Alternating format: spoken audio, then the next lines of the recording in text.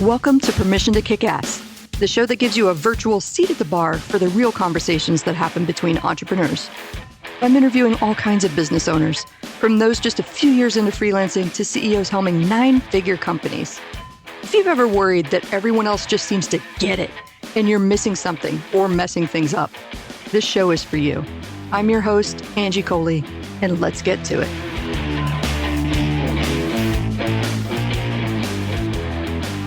And welcome back to Permission to Kick Ass. With me today is my friend and the host of another awesomely named podcast, Break Your Bullshit Box, which I have been on, Amber Fuhriman. Say hi. Hey, Angie, thank you so much for having me. Recording on my podcast was a blast. So I was super excited to do this a second time. Yes, we get to riff. Well, and it's just like two outspoken, conversational, really awesome ladies, really smart business people that happen to have great names like that. Permission to Kick Ass, Break Your Bullshit Box. Yeah, sorry. I'm going to do the little self-congratulations there because I love it so much. Yeah, I love the name of your podcast too. And on that note, it was interesting because I was trying so hard to be what I thought everybody else wanted me to be. And it was when the ability to resist was so worn down. I was exhausted. Somebody asked me a question. I couldn't come up with that crafted, perfect, attorney in a bow, politically correct answer. And Break Your Bullshit Box came out. And I was like, oh, this is what happens when I allow myself to be me. And I stopped trying to fit myself into everybody else's perspective of what I should be. It's actually pretty fucking awesome. Yes, it is. I love everything about what you just said, because I feel like that's been kind of in the zeitgeist lately, at least in my circles, about permission to be yourself, fully yourself, even if other people don't get it, even if you watch people like visibly recoil. I had a couple of instances of being censored by other people recently that really kind of bothered me. One, I was a guest on somebody's podcast. We talked about leadership, and I have a specialized expertise in leading creative teams who were talking about that. They edited my image that I submitted to include me in a tweed jacket and a tasteful necklace. And I was like, I mean, I could understand you not wanting the tattoos to show, but could you ask me for another picture before you put me in a suit? Oh, that just makes my skin crawl. Right? That makes my skin crawl for so many reasons. Like, oh, yeah. Mm-hmm. And I debated with myself for so long to like, should I even reach out? Am I making a big deal of it? But at the end of the day, I reached out and was like, could we put an actual picture of me, not a photoshopped one up? And then it turned into a big deal, and that podcast was pulled down, for which I'm grateful. Yeah. I mean, this is the conversation we get to have about being authentically us, right? Mm-hmm. And this is, not to this extreme, but also to this extreme at the same time. This is what we do to ourselves on a regular basis. Like, we wake up in the morning and we're like, okay, what photoshopped version of myself in real life do people want to see today? And I know I went through this for a long time when I was dealing with my identity crises and trying to figure out where I fit in the world, where people who knew me from different walks of life knew different versions of me. And it's only recently that I feel like people from my attorney world could meet people from my coaching world, who could meet people from my podcasting world, who could meet people from my family, and they would all know the same version of me. And that is incredibly freeing. And it was terrifying to get to. So yes. I just think that photoshopped image is such a great metaphor for what we do to ourselves every single day that we wake up in the morning and we decide who we're supposed to be. Mm-hmm. Oh, gosh. I'm making a note of that. We're going to come back and we're going to rant about this fully. But before we get too far down the road, I want to make sure, tell us a little bit about what you do. You hinted at it a little bit with what you were telling us, but I want to know more. Yeah, so I am a recovering attorney. I'm a success architect. Recovering is a real thing, right? So I'm a recovering attorney, success architect. I practiced law for about 12 years, and I still practice. So people often ask me, they say, how can you call yourself a recovering attorney if you still are in the courtroom? And the reality is that being in recovery as an attorney doesn't mean that I don't practice law anymore. It means that I don't need the hit of being validated by a courtroom to know that I'm valuable. Because I realized that so much of my identity and my self-worth and my value only existed when I walked into a courtroom and I was defending somebody else. So when I go to networking events now, I jokingly tell people that for 12 years, I kept people out of physical prisons, and now I break them out of mental ones. That I'm just going to let land with a thud because that was fantastic. Thank you. Which is where Break Your Bullshit Box came from. So, I struggled so much when being the picture perfect version of a successful attorney didn't bring happiness and fulfillment and calmness and peace and all of the things that in my screwed up model of the world was supposed to happen when you were professionally successful. And so I went down this really big rabbit hole that was driven by panic attacks and anxiety attacks that forced me to challenge what I thought success was and allow myself to get very clear on the purpose for me going to law school in the first place, which it turns out was a big trauma response, and then deal with that trauma that I was trying to cover up with professional success. So for me now, my first place that I start with every one of my clients in the coaching world is, what does success actually mean to you? Because if we can't answer that question, you are going to be chasing pots of gold at the end of the rainbow, no matter how great your life looks like from the outside. Oh gosh, I was talking to fantastic. She helps people figure out their signature talks. Shout out to Lorianne Mirabito, who has been a guest on the show before. We're talking about a speech that I was going to come up with, and I was telling her, one of my biggest frustrations is the lack of specificity that people have when I'm their coach. I want to make more money, and I was like, I can foresee an instance where I'm asking somebody, so okay, $1 is more. Is that enough? Right. Okay. I mean, and that is such a perfect example. I feel like it's become just a little bit cliche, although it is true, because it's used so much now. And it's so 100% true. So let's take that into another place that we go often, because this is what we hear all the time. What does success mean to you? Oh, freedom. Awesome. So you just defined success with another non-definable word. So what does freedom mean to you? Well, flexibility. Sweet. What does flexibility mean to you? Like at some point in time, we've got to be willing to define success with something that we can logically, emotionally, tangibly understand. And we're raised in this society where, I think that if we polled all your listeners and asked them who grew up hearing, if you don't have anything nice to say, don't say anything at all. Don't brag about your accomplishments. Nobody wants to hear about what you have to say. There's nothing special about you. These are all things that we grew up hearing. And so when somebody says, what's success to you? Oh, just when I can help other people. Bullshit. Give the real answer. Yes, we want to make an impact on other people.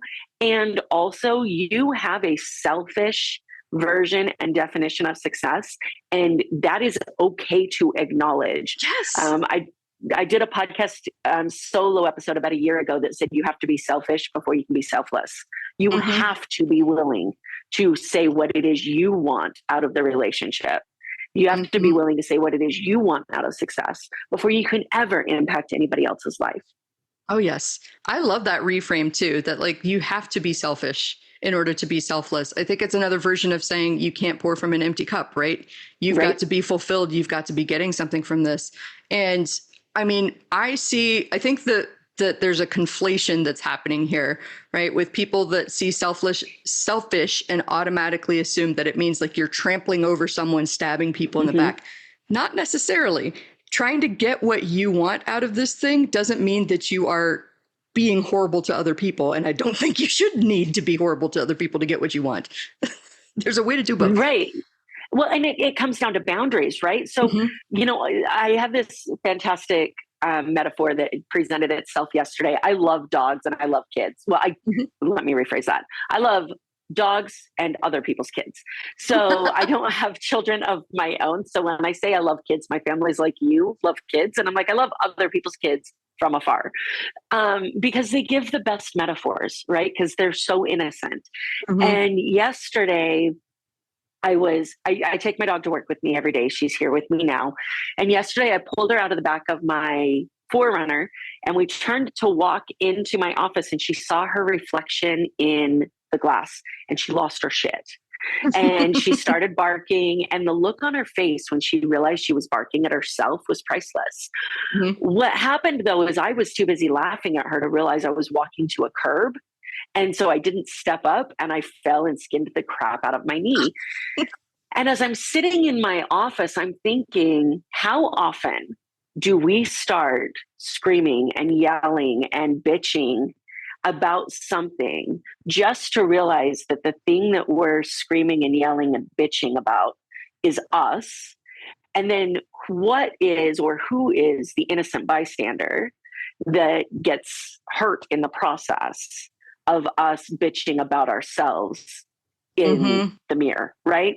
And this all comes from this selfish, like, right? Like, we've got to be selfish enough to set boundaries for ourselves so that when we yell at our sister or our friend for taking too much of our time up and then we're running late for something else, we're not yelling at them. We're yelling at ourselves because we didn't protect our time and our energy. And that's what I mean by be selfish. Like, set your boundaries, protect yourself, protect your energy, protect your calendar, so that when somebody calls for your help, you can say, I have this much time to give you, and it will 100% be yours. I love that. That's such a great way to look at boundaries. I feel like a lot of people struggle with that too, because they see it as like laying down the law and telling people there will be consequences if you behave this way. All right. The end goal is not to control how the other person reacts or how they behave. The end goal is to let them know that this is where the boundary is. And if you cross it, we're going to have an issue. You can still choose to cross that boundary, but here's what happens. That means that I walk away. That means that this phone call ends. That means that we no longer work together. Whatever that winds up being, it's not a threat. It's not a punishment. It's just a statement of fact. This is what's going to happen. I have 15 minutes that I'm able to give you. As soon as that timer goes off, I'm going to hang up. I'm going to say, hey, I'm so sorry. I got to go. Goodbye. That's not me trying to be rude whatsoever. It's just, I got to go. Yeah, absolutely. And on your point, I think it's really important for people to hear and understand what you just said, that it's not a punishment. It's not a, this is what's going to happen to you. And the consequence, which I'm going to put in air quotes, that you mentioned for stepping over the boundaries had nothing to do with them, right? So often I hear people say, if you do this, then I'm going to make you do, I'm going to make you feel, I'm going to, like, whatever it is. Mm-hmm. For me, boundaries is, if you cross the boundary, this is what I'm going to do. The access to me is no longer here. How you feel about it, that's on you. So all we can do is worry about ourselves and our actions. Yeah. And everything else will work itself out as long as we're congruent with the way that we're showing up. Exactly. I see it as like putting an electric fence there. You know what's going to happen if you touch it. Yeah. Yeah. But you've always got that one or two people that is it on? Is it on? Will, like, is it on? Is it on? Is it on? Like, did she shut it off yet? How like much of an electric shock am I going to get? Like, is it just going to sting for a minute and then I'll be able to walk through it? Or is it going to knock me on my ass and I'm going to have to like go to the hospital for being electrocuted? Like, how much is it? And that's another thing, is that when we shut off access to ourselves, oftentimes that guilt that we feel because of the way that we were raised causes us to lessen that boundary a little bit. And then all it does is teach that person that you're not somebody who can follow through on setting a boundary. And it's not easy. I'm not here to tell you that it's easy. I struggled a lot with this, from who has access to me and who doesn't, and how do I mean, hell, I had 9 bridesmaids at my wedding, because if you invite this person, you got to invite this person. So that's the way that I was raised. And this is why it's so important to have people in your life that also subscribe to this boundaries conversation, that can say, what are you actually getting out of the relationship with this person? Is it what you need? Is it a good Mm-hmm. source of your energy? It's not about punishment. It's about protecting Yeah. yourself. Yeah, well, and I love that you use the word teach specifically, as in like teaching other people how to interact and how to engage with us, right? And the whole boundary. This is fascinating. So thank you for indulging me on following this Of little shiny course. thread. I feel like a lot of people resist it because either they don't feel comfortable. What are they going to think of me if I say this? They feel like they're being controlling. But the fact is that you're setting a boundary whether you are deliberately saying something or not. You are teaching people how to interact with you, whether you're saying something or not. And I'll use an example from early in my copywriting career. Somebody would email me at 3 o'clock in the morning and they wanted changes by 8 o'clock. And I responded to them at 3 o'clock in the morning and said, hey, I'm not available until 8. What did I just say to this person? I'm available at 3 o'clock in the morning, but I'm not going to start until 8 because I responded to you at an inappropriate hour and showed you that I was online doing stuff. So the answer is, like, I learned this the hard way. I don't respond to people that email me at 3 o'clock in the morning. I respond on my own time. You are free to email me around the clock. The beauty of this is my phone is in the other room. The notifications are off and I will get to it when my computer turns on in the morning. And that is when you will hear from me. And so without ever saying it, just by my actions, I'm showing people how to work with me. So like boundaries is multifaceted. It's fun. Yeah. So, I mean, and what's really cool about this now is that we have so much technology to help us enforce our boundaries, right? Mm-hmm. Like I have an after hours autoresponder set that says, auto reply, we've received your email. These are the expectations of when you would get a response back. I also will put my phone on do not disturb when I'm working, and there's like my family can get through that, my staff can get through that. And then I set time in my schedule for when I'm going to check my notifications and when I'm going to respond and what I'm going to do, because we've spent a lot of time talking about boundaries as it applies to other people, but it's important for us to acknowledge that this boundary also applies for us too. Yes. So when we set a boundary, we're not just teaching other people how to treat us, we're teaching ourselves how to treat us. So when we get to that boundary and we say, but what if this person, like this happens, I see this a lot in dating where they're like, I'm not going to text this person or call this person. And then they're like, but what if? And that fear of missing out kicks in. And then we overcome that boundary. We act a way that we are unhappy with. Then we blame the other person for the way that we acted. And at some point in time, we get to acknowledge that like we're the common denominator in that. So just know boundaries, like if you struggle with boundaries, don't make it about the other person. Make it about yourself. You're not teaching the other person how to treat you. You're teaching yourself how to treat you, because that will bring you inward and allow you to give yourself something to focus on. I love that. And I think that ties to what you said earlier so perfectly, that like when we're really getting upset with other people, often it's us getting upset at ourselves. And I think that illustrated it just perfectly. Like, I didn't set this boundary. I'm doing things that I don't want to be doing. I think it's this person's fault for tempting me to slip my own rules, right? And I'm mad at them. I'm really mad at myself for being tempted to slip the own rules and allowing that to slide. So I think that was fantastic. 100%. And it always is, right? It always is us. So your listeners, I'm so sorry. This is about the time that my clients tell me to go pound sand lovingly. I encourage every single one of my clients, every single time they get an emotional response to something, to ask themselves the question, what about this is about me? And the moment that you ask yourself that question, you're going to hear an answer in your head.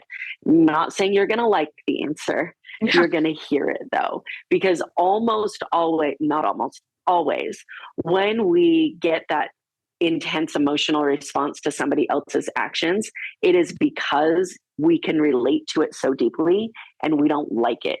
So if you start asking yourself, what about this is about me? You're going to get real answers about how your behavior shows up and how that other person is just showing you what you don't like about yourself. It sucks when the mirror is flipped back on us, right? I know. Oh, all the self-development I didn't know I was signing up for when I joined this wacky world of entrepreneurship. Isn't that the truth? And podcasting too. Like I thought when I started podcasting that I was just going to get to ask people questions. Like, have you had that podcast yet where your guest says something and then you're like, hold on just a second. I need to process this for a minute Yes. because it like whacks you upside the head. And so I feel like every single interview that I do, there's at least one moment where I'm like, shit, I wanted to make that episode about them. And really, it was what I needed to hear. Yes. Well, that's what I love about hosting the show because, I mean, selfishly, it's the show that I wish I had when I first started out. But then I also, like, additionally, selfishly, get to learn from wonderful, brilliant, smart people like yourself who show me all of these interesting perspectives and different ways to look at things. I leave every single episode going, oh my gosh, that was the best episode ever. I feel like I say that all the time in my intros. I'm like, I just had the best conversation. And then I'm like, I know I say that every single time and I still stand by it every single time. Absolutely. I saw that last week. We're going to go on this tangent too. I checked out the show on Apple Podcasts and I saw in the show notes, I was like, I love this episode. I love this episode. This is the best episode yet. I stand by it. I stand by it. Absolutely. Yes, all day. All right. You hinted at this earlier. You talked about lawyer. You talked about coaching. So tell us a little bit about your background and how those two things connect. Yeah. So this was interesting for me. So I practice criminal defense and immigration. So I've spent a lot of time with people who are good people for the most part. There are a few people over the 12 years of practicing that I can point to and say that's just a bad person. But the majority of my clients are good people who made bad choices. And I do what I can to help them navigate in a world where we're trying to get some sort of resources to them while also getting some sort of justice at the same time, which is a really interesting scale to navigate, especially as a human being, right? And then also in the immigration world, I work with a lot of people who are here seeking a better life, that are now facing deportation by either their fault or no fault of their own. So my entire career has been spent defending people that to some extent are incapable of defending themselves. And I got an incredible amount of fulfillment from that. At the same time, though, like law school was easy for me. Becoming an attorney was easy for me. When I talk about the hard things I've done in my life, going to law school, becoming an attorney isn't even on the list. And I'm not saying it wasn't hard. What I'm saying is that in my mind, it wasn't optional. So when I think about the things I've done, like running a 24-hour obstacle course race or building a second business, or the things that were hard and optional, those are the things that I'm most proud of.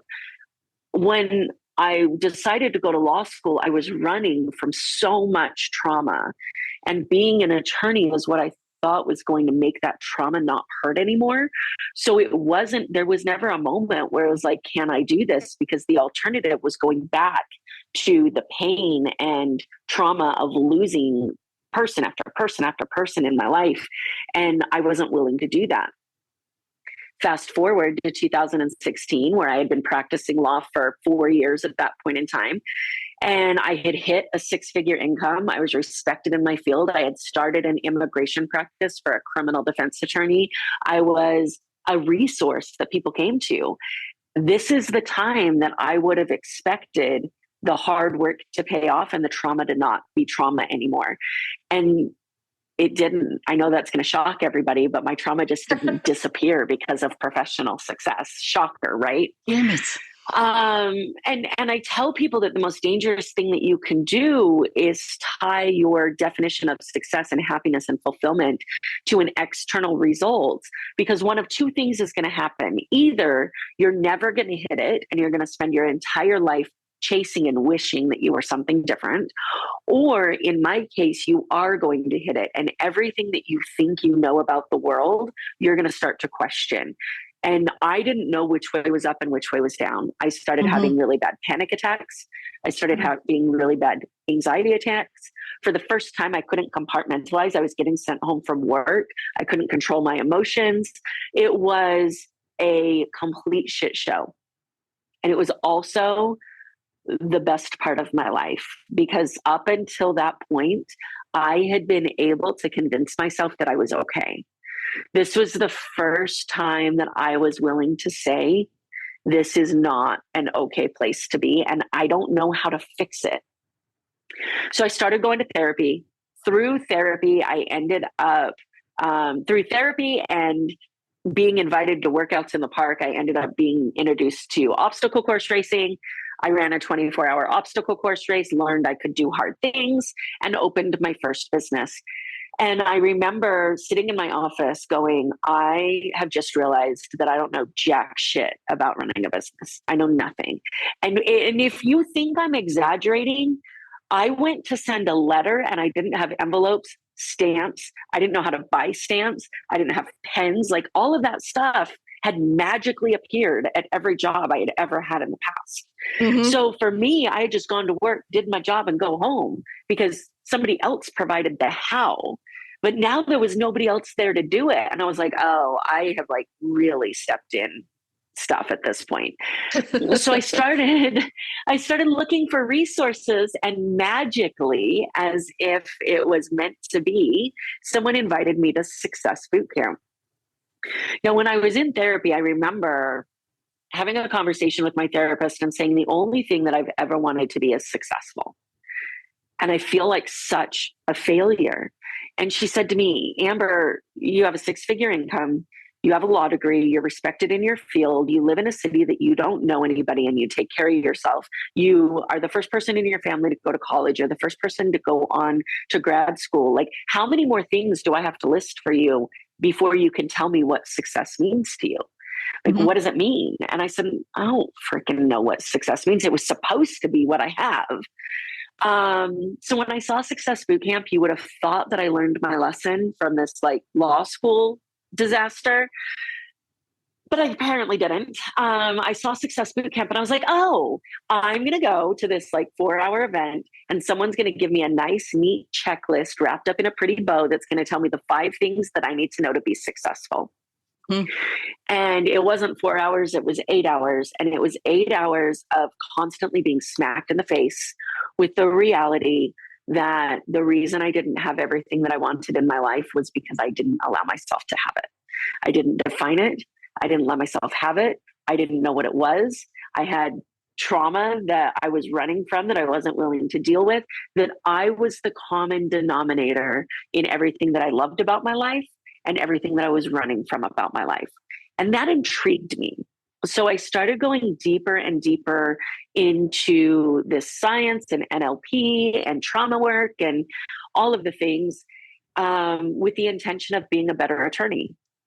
And at some point in time, about 3 years ago, so 2020-ish, I started realizing when COVID hit and people were knocked out of their day-to-day life, so many of them opened their eyes to the fact that they didn't like themselves. They didn't like their job. They didn't like the life they had built for themselves. And it was an opportunity to share the journey that I had been on that had allowed me to find some peace and freedom and happiness, and open my bullshit box of I can't tell people about what I've been through because they'll judge me, and be able to actually make an impact in other people's lives. So that's where the coaching business came from. And eventually, over the last 3 years, I've spent more time in the coaching business. I've been more passionate about that. So in June of last year, we made the official decision to close down the law firm. We're still scaling out of it. But I'm not really taking active cases anymore. And I'll take a few that get referred to me. I'm not doing any marketing, not growing the firm. And we're spending the majority of our time in the training and coaching and self-development space. I love that. That's so wonderful. And I know, like, okay, so this comes from our conversation before we actually hit record, but you talked about it. You actually mentioned it in passing too, when you were telling your story just then. You mentioned running away. And I know we talked about running away and running toward, and the kinds of like fits and starts that you had in learning when to trust yourself to leave the law firm. Do you want to talk a little bit more about that? Yeah, I can. So there were a lot of times where I would wake up and I would have a call with my coach and I'd be like, I don't want to be an attorney anymore. Mm. And God bless my coach. She spent so much time and energy trying to prevent me from burning a $600,000 business into the ground. And I would tell her, like, I remember the first time I was like, I'm done with this. I'm not going to be an attorney. It was in 2020. So I'm not going to be an attorney anymore. And she's like, okay, well, if this is really how you feel, let's build an exit plan. And I said, no, fuck an exit plan. I'm just not going to work. And she's like, well, that's not the way that being your own boss works. And I'm like, you told me that I don't have to do anything that I don't want to do. And I don't want to go to work. And she's like, that's not actually an option. Right. Mm-hmm. And so we would go back and forth. And then I would realize that in that moment, the reason that I wanted to close my law firm was because I was making more money than I'd ever made before. And that scared me. So then she would reel me back in. We'd put my head down. We'd start working. I'd build my law firm even more. And then I would tell her, I'm done. I don't want to do this anymore. Well, what was I running from at that point in time? So in June of 2023, I had to remember what year we were in June of 2023, when I called her and I said, I'm done with the law firm. We had this conversation 3 or 4 times. And I told her, I said, listen, I know we've had this conversation before, and I'm just here to tell you that this time it feels different and I'm done. And she says, I finally believe for the first time that you're done for the right reasons.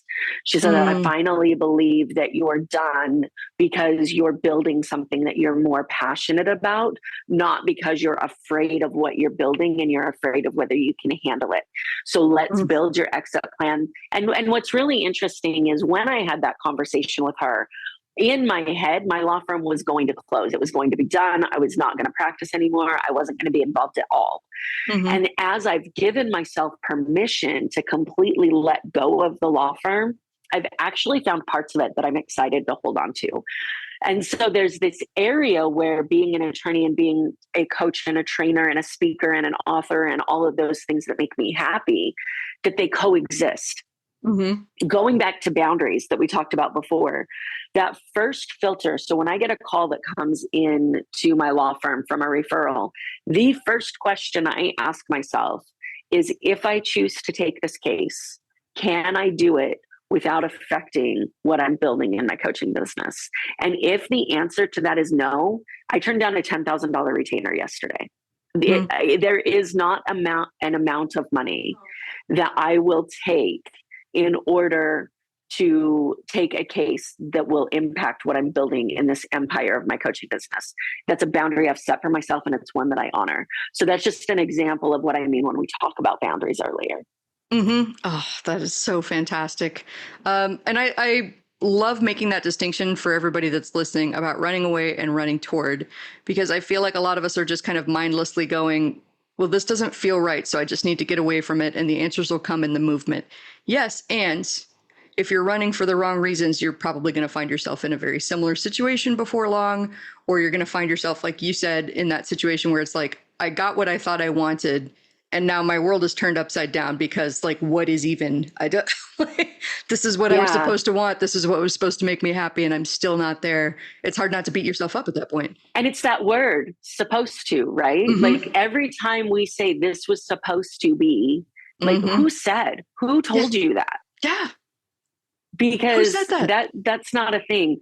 And I wish that I could tell somebody like the things to look for to know whether you're running away or running towards. And it's so individual. So the only thing that I can tell you for me was that the way that I knew it was that it was so unemotional. The times that I had a conversation with her before, there was so much emotion and urgency tied to getting out of the situation. It was almost like my fight or flight response had kicked in and flight was what it chose. Yeah. When I was congruent with and running towards something else instead of away, it was calm and peaceful and plan-based and logical based. Now there was excitement, there was still emotion, but it wasn't that panic that I feel like existed before. So for me, it was like this grounded, calm, logical decision rather than an emotional based one. Have you seen the movie Groundhog Day? Yes. Okay. So I love Groundhog Day. And this is what's so important for people to hear, is that when we make decisions based upon an emotional response, if when I was suffering from panic attacks in 2016 and I wanted to stop being an attorney, instead of opening my own firm and going into the personal development space and learning what I now know about myself, if I would have just hit the reset button, ran away, and went back to bartending and said, where did I go wrong? It would have been Groundhog Day. I would have rebuilt the same life. I might not have been an attorney. I might not have been in the same space. The wrapping paper would have looked different, but the inside would have been the same. I still would have been chasing success. I would have reached a point that wouldn't have brought me what I thought. I would have hit the reset button again. I would have started again. And so when we look at people and their entire life looks like Groundhog Day, just in different forms, it's because like they do something, it doesn't produce a result. And instead of stepping back and saying, what was the reason that I expected this behavior to produce this result, they ask, well, maybe the way that I was supposed to get that result was wrong. So let me just go try something else to get it. So if you find yourself constantly spinning your wheels and it seems like every single decision that you make is putting you in this Groundhog Day of getting to the same frustrated, unfulfilled place with no answers, you're the problem and you're also the solution. So we get to dig into that. I love that you talked about this because I feel like there's so much symmetry between that and how we conduct ourselves inside of a business.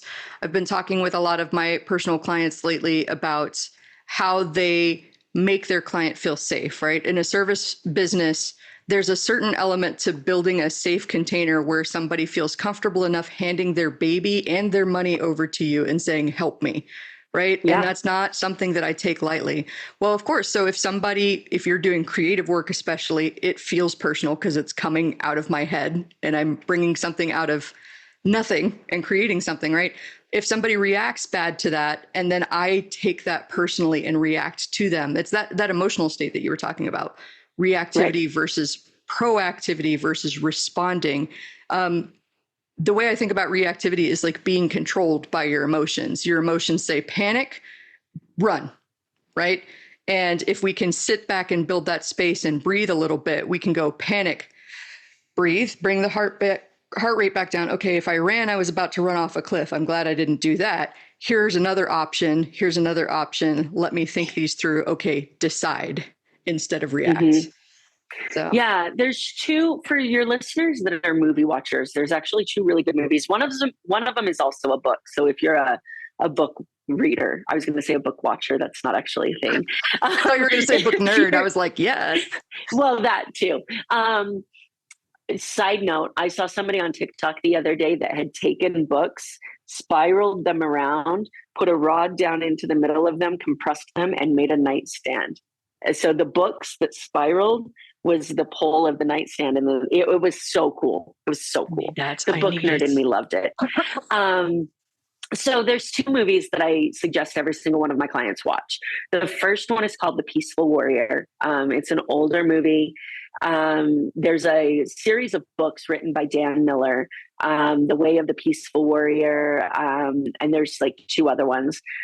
They're based on, so the premise of The Peaceful Warrior is a gymnast runs into this old weird guy at a convenience store, and he becomes a guide for him. And that old weird guy is supposed to represent Socrates and teaching him how to just be present and how to be just here and human and now. And so it's fantastic when we talk about our emotions. The second one is called Chasing Mavericks, and it's a true story about Jay Moriarty, who was a professional surfer. He was the first or the youngest person to surf the Mavericks in California, which are these huge, massive, like 40-foot waves. And he did it at the age of 16. And so it's his story of getting to the place where he could surf those waves. And there's a scene in that movie where they're free diving, him and his coach, and this huge 20-foot great white shark comes past them, and his coach has to calm Jay down because he panics. And if you know anything about being in the water with wildlife, like that, panicking is the worst thing that you can do because that's what they attract to. So he calms him down. They get back up to their boat. And he says, "What was that?" And Jay says, "What do you mean, what was that?" "It was a 20-foot great white shark." And he's like, "No. What was your reaction?" He says, "Because panic and fear are two different emotions. And panic is healthy. Fear is deadly." And I thought that that's so powerful. Like, it's human nature to panic. What we do with that panic and how we respond to that panic dictates whether we go into a responding solution based or whether we go into fear. And if you hit fear, there are no solutions in it because your fight or flight kicks in and you don't know where to go from there. So that fear that sometimes feels like panic, that is a really dangerous place to be in your life and business. Yeah, it limits your options. It limits your perception of everything around you. And it makes everything feel like a mortal consequence when it may just be a hard choice, right? Not something that's actually going to be life or death. Oh, this is fantastic. I just looked down and realized we only have a couple minutes left. So instead of asking questions that's going to lead us to like 3 more hours of conversation, because this is really good. I'm sorry. We only gave ourselves an hour. We're going to have to do a part 2. But tell us more about Break Your Bullshit Box, because again, it's such a great name. I want to know everything. Oh, thank you so much. So Break Your Bullshit Box, I have the book. So for those of you who are watching, here's the book.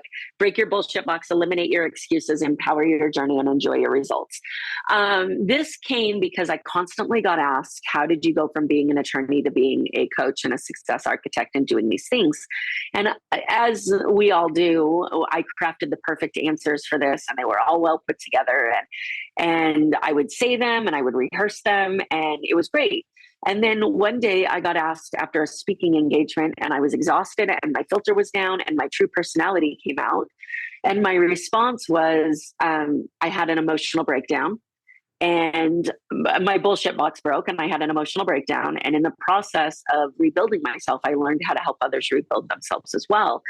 And that's really what this is. So the premise of the book, the programs, the coaching, the podcast, all of it is that I believe that we have 2 boxes in our head. We have our compartmentalization box where we put all of our trauma, all of the things that we think bring us shame or judgment or less than. And we put things in that box and we seal it up until the stuff in there becomes so relevant that it just bursts. The other box is our bullshit box, and we put all of our excuses, all of the things that we tell ourselves, these are the reasons that I'm not capable of, worthy of, able to achieve whatever it is that I want. And that box never closes. And every time we get close to leaving our comfort zone, we just reach our hand in that box, we grab an excuse, and then we surround ourselves with people who buy it, and we stay safe. And then we convince ourselves that we're trying, when in all reality, we just decided what bullshit was going to give us the most comfort. So the premise of the box, the premise of the coaching is that those 2 boxes need to shift. Your bullshit box needs to become enclosed and unopenable. You put your excuses in it and they are inaccessible again. Your compartmentalization box needs to open because the things that are in it that you think make you unconnectable and unworthy are exactly what everybody wants to hear from you in order to connect and be human. The moment I started talking about the death in my family, suicide in my family at the age of 7, losing my dad at the age of 18, the failed relationships, the broken promises, the parts of me that are human, people started connecting with me. So all of those things that I thought were going to make people judge me because I was imperfect were the parts of me that they wanted to see because they're who I am and they're part of my story. And you cannot get to know me without understanding those things. So everything that I've put together since that statement was made has been designed to help people embrace and own their individuality that comes through their life experiences and lock up and completely eliminate access to all of the things that are going to hold them back. Oh, I love that. All right. Where can we learn more about this? Give us the website, give us the links, want it all. Yeah, so the book is available on Amazon. You can go track that down there. My website is successdevelopmentsolutions.com. You can go there and get all of the access to information there. I do have a free gift for anybody who wants it. You can go to definesuccess.successdevelopmentsolutions.com, and I do free trainings that will help you start to identify what success means to you. So you can go check out those trainings, find out which one fits for you, and get some cool resources to help you get started on that journey. That's so awesome. Thank you so much for being a guest on the show, for sharing all of this wonderfulness with us. We're going to have to do a part 2. Always. I feel like we're going to have to do, we should do, have you ever heard of a smash cast? Okay, so I found this concept on a music podcast that I listened to, and it was 2 hosts that had podcasts that came in and did one recording, and they just went back and forth about who was hosting and who was asking questions and who wasn't. Then they took that same audio and they put it on their podcast, the same, unedited. And it was so cool. So I've been wanting to do that with somebody. We might have to make that happen. We might have to make that happen. Thank you again for being on the show, and I will talk to you soon. Thank you for having me. That's all for now. If you want to keep that kick-ass energy high, please take a minute to share this episode with someone that might need a high-octane dose of "you can do it." Don't forget to rate, review, and subscribe to the Permission to Kick-Ass podcast on Apple Podcasts, Spotify, and wherever you stream your podcasts. I'm your host, Angie Coley, and I'm here rooting for you. Thanks for listening, and let's go kick some ass.